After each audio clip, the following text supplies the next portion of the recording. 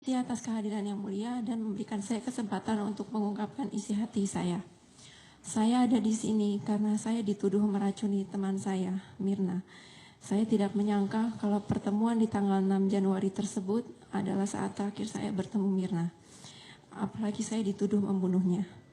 Namun saya sadar kalau tidak ada yang luput dari kehendak Tuhan Yang Maha Esa. Dan selama ini saya diberikan kekuatan yang sangat luar biasa untuk menghadapi cobaan ini. Mirna adalah teman yang baik, karena Mirna memiliki sifat yang ramah, rendah hati, dan jujur dengan semua temannya. Selain itu, dia juga sangat humoris, kreatif, dan pandai. Walau kita jarang bertemu karena tinggal di negara yang berbeda, tetap sangat mudah untuk menghabiskan waktu berjam-jam bercanda dan mengobrol pada saat bertemu.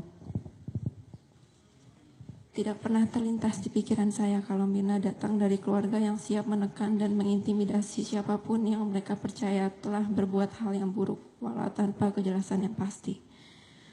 Itu membuat saya berpikir, apakah mereka menjadi jahat karena kehilangan Mirna, atau apakah mereka kehilangan Mirna karena mereka jahat?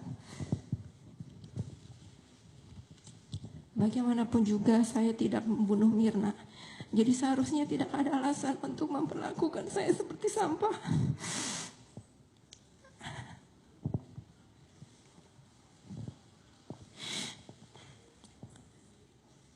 Saya mengerti kesedihan mereka dan saya pun merasa sangat kehilangan. Tapi saya juga dituduh membunuh.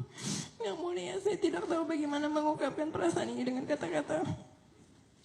Sebelum kejadian saya tidak mendapatkan firasat apapun yang menunjukkan kalau hari itu akan merubah hidup banyak orang. Semua hal yang saya lakukan dan yang tidak saya lakukan sudah dibesar-besarkan untuk seluruh warga Indonesia menghakimi saya. Semua tuduhan kejam berdasarkan kebetulan yang tidak saya mengerti pernah membuat semua orang percaya kalau saya seorang pembunuh. Keluarga saya dipojokkan dan kami dibuat sangat menderita. Yang mulia, sulit untuk menjelaskan apa yang benar-benar saya rasakan saat kejadian ini. Saya panik, tapi bingung harus berbuat apa. Apa benar ini gara-gara kopi? Tapi satu hal yang saya tahu dan saya yakinkan, saya tidak menaruh racun di kopi yang diminum Mirna dan Ani. Seringkali saya berpikir, apa ada hal yang bisa saya lakukan lebih baik di hari itu untuk mengubah semuanya. Pikiran ini membuat saya sangat sedih dan tertekan. Dalam waktu yang cukup lama, saya tidak bisa berupaya untuk membela diri. Walaupun kenyataan hidup saya sangat mengerikan, saya yakin kalau Tuhan mendengar doa saya. Dalam hal ini, doa orang benar yang tertindas. Setelah hari kematian Mirna, mimpi buruk saya dan keluarga saya dimulai. Sejak di rumah duka, saya sudah dituduh menaruh sesuatu di kopinya Mirna. Lalu polisi tanpa seragam dan identitas mulai berdatangan ke rumah dan memaksakan kehendak mereka. Bahkan sampai berselisih dengan saudara saya dan juga membuat tetangga sekitar terganggu. Wartawan mulai datang ke rumah dan akhirnya saya terpaksa tampil di media dan dicemooh. Setelah itu, saya ditangkap di hotel di mana saya dituduh lagi mencoba untuk kabur. Padahal waktu itu kami hanya mencari ketenangan dan kenyamanan yang tidak bisa didapatkan di rumah lagi. Untuk keluar membeli makanan saja sulit.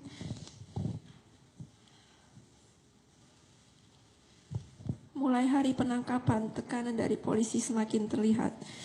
Mereka terus-menerus menyuruh saya untuk mengaku dengan rekaman CCTV sebagai senjata. Yang mulia, tidak peduli seberapa marah, sedih, tertekan, dan hancurnya saya, siapapun dan apapun tidak akan bisa membuat saya mengakui perbuatan yang tidak saya lakukan dan tidak akan pernah saya lakukan. Menjelang tengah malam, saya ditempatkan di satu sel yang ukurannya kurang lebih 1,5 kali 2,5 meter. Setelah saya diperingatkan kalau tahanan lain akan melakukan hal yang tidak baik terhadap saya. Tidak ada satu barang pun yang saya miliki dan tidak boleh dikunjungi keluarga sampai 2 hari ke depan. Satu-satunya benda yang ada di sana adalah sepotong kain kotor di lantai. Sewaktu saya berbaring di sana, saya menangis dan bertanya, apa yang sudah saya lakukan sehingga saya diperlakukan seperti ini? Saya mencoba untuk mencari orang lain karena saya sangat takut berada di sana. Saya tidak berani membayangkan bagaimana hancurnya perasaan orang tua saya. Apalagi pada saat terpisah di pagi hari, mereka tidak tahu kalau saya tidak akan pulang malam itu. Lalu saya coba mengintip dari satu-satunya cara untuk berkomunikasi keluar sel, yaitu lubang kecil di pintu besi, tapi tidak ada seorang pun di sana. Pada malam berikutnya, Direktur Kriminal Umum yang menjabat pada saat itu datang ke sel saya dan mengajak ke satu ruangan staf. Dengan disaksikan oleh penjaga tahanan dari luar ruangan, dia mulai berbicara dengan bahasa Inggris kalau dia merendahkan harga dirinya untuk datang ke tahanan dan menyebutkan Tuhan untuk menetapkan saya sebagai tersangka dengan mempertaruhkan jabatannya. Lalu dia meminta saya untuk mengakui tuduhan yang diberikan kepada saya dengan dalih kalau sudah memeriksa rekaman CCTV dengan teliti. Pada intinya, dia mengatakan kalau saya mau mengakuinya, maka saya akan divonis 7 tahun, bukan hukuman mati atau seumur hidup. Lalu saya kembali ke sel yang panas dan pengap. Di sana saya berharap untuk bangun dari mimpi buruk ini dan berpikir kenapa mereka sangat yakin kalau saya menaruh racun di kopi tersebut. Saya benar-benar tidak mengerti apa maksud di semua ini. Yang mulia, salah satu pengalaman yang terberat adalah waktu rekonstruksi di Grand Indonesia. Setibanya di sana, saya melihat banyak sekali polisi, baik di luar maupun di dalam gedung. Apapun tujuan mereka, ini sudah berhasil mengintimidasi dan menekan saya. Dengan memakai baju tahanan sebagai tersangka dalam kasus pembunuhan, saya mendapatkan tatapan sinis dari semua orang, terutama pegawai kafe Olivier. Tetapi yang paling membuat saya hancur adalah pada saat saya bertemu dengan Arif, Sandy, Hani, dan keluarga mereka.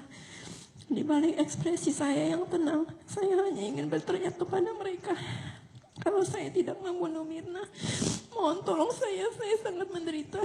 Namun pada saat itu saya hanya bisa menerima perlakuan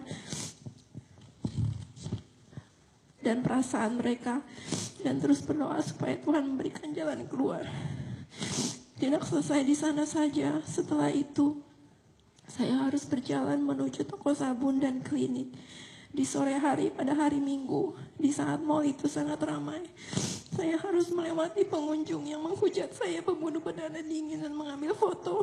Sampai sekarang saya tidak tahu bagaimana saya bisa menghadapi hari itu, karena Tuhan tidak memberikan saya kekuatan yang luar biasa. Malam itu saya kembali ke sel dan mengeluarkan semua air mata yang tertahan seharian. Saya tidak mempedulikan kondisi saya yang sangat tidak nyaman, karena hal ini tidak ada artinya dibandingkan dengan siksaan batin yang saya rasakan. Selama masih secara rutin diperiksa di Polda dan RSCM, walau berat saya tetap berusaha untuk mengikuti proses dan berharap untuk cepat selesai dan bisa pulang. Bagaimanapun stresnya saya tetap menghormati kepolisian untuk melakukan pemeriksaan sesuai prosedur. Semua tuduhan yang berdatangan dari orang-orang yang tidak dikenal dan orang-orang yang dulu pernah saya sayangi membuat saya merasa kalau tidak ada lagi yang tersisa di diri saya. Apalagi waktu melihat bagaimana menderitanya keluarga saya. Namun seringkali pada saat saya merenungkan kondisi saya yang rumit, saya yakin semua akan baik-baik saja karena saya tidak melakukan hal yang dituduhkan terhadap saya. Dan itu pun benar, jalan yang telah dibukakan untuk saya selama ini tidak terhitung jumlahnya. Setiap kali saya menyadari hal ini, saya merasa memiliki harapan. Setelah 4 bulan dikurung sendirian di sel itu, saya dipindahkan ke Pondok Bambu. Pertama-tama saya sangat takut karena begitu banyak orang di sana, membuat saya khawatir akan peringatan polisi pada saat awal saya ditahan. Setelah keluar dari isolasi di Polda, saya perlahan-lahan bisa menyiapkan diri untuk menghadapi proses persidangan yang menyeramkan ini. menyeramkan karena tujuan dari persidangan ini adalah untuk mengadili saya sebagai pembunuh. Padahal saya tidak melakukan itu. Bahkan selama proses persidangan berlangsung, seluruh kehidupan pribadi saya yang tidak ada kaitannya dengan kasus ini dibahas dan menjadi konsumsi publik. Tanpa mengetahui situasi yang sebenarnya dan tanpa memahami bagaimana perasaan saya terhadap semua ini. Perjalanan dalam persidangan ini penuh dengan kepahitan. Walaupun banyak orang yang dengan sengaja maupun tidak sengaja menindas dan menekan saya secara emosional, saya tetap bersyukur karena masih ada orang di sekitar saya yang saya kenal secara pribadi maupun tidak, dengan tulus memberikan dukungan dan percaya kalau saya tidak bersalah. Dengan dukungan tersebut, saya bisa bersikap tegar dan tetap tersenyum untuk menunjukkan rasa terima kasih saya. Kalau Yang Mulia dapat berhenti sejenak dan membayangkan berada di posisi saya, Yang Mulia akan bisa mengerti kenapa saya bertanya-tanya apa yang sedang terjadi. Mengapa semua ini sangat membingungkan. Bagaimana bisa orang berbuat jahat seperti ini terhadap saya. Karena pengalaman ini, hidup saya tidak akan kembali seperti semula. Namun saya tidak menyesal telah mengenal Mirna. Dan dia akan selamanya hidup di hati saya sebagai teman yang baik. Dan Bina tahu kalau saya tidak meracuni dia, dan dia tahu saya tidak mungkin meracuni orang. Saya memohon Yang Mulia bisa dengan bijak menilai karakter saya, bukan berdasarkan kebohongan dari orang-orang yang berseteru dengan saya. Walaupun sisi baik saya selalu diabaikan di persidangan ini, saya tetap berharap agar Yang Mulia bisa menilai dengan hati yang arif dan bijak dalam menilai karakter saya yang sesungguhnya. Saya juga memohon untuk menyerahkan logika, emosi, dan intuisi Yang Mulia kepada Tuhan dalam menentukan nasib hidup saya dan menegakkan hukum seadil-adilnya. Karena hanya Tuhan yang tahu secara keseluruhan siapa diri saya, dan saya bersumpah kalau saya bukan seorang pembunuh. Saya bisa berada di sini dengan tegar dan kuat adalah bukti yang mutlak kalau Tuhan bersama kita semua. Terima kasih Yang Mulia sudah mendengarkan saya.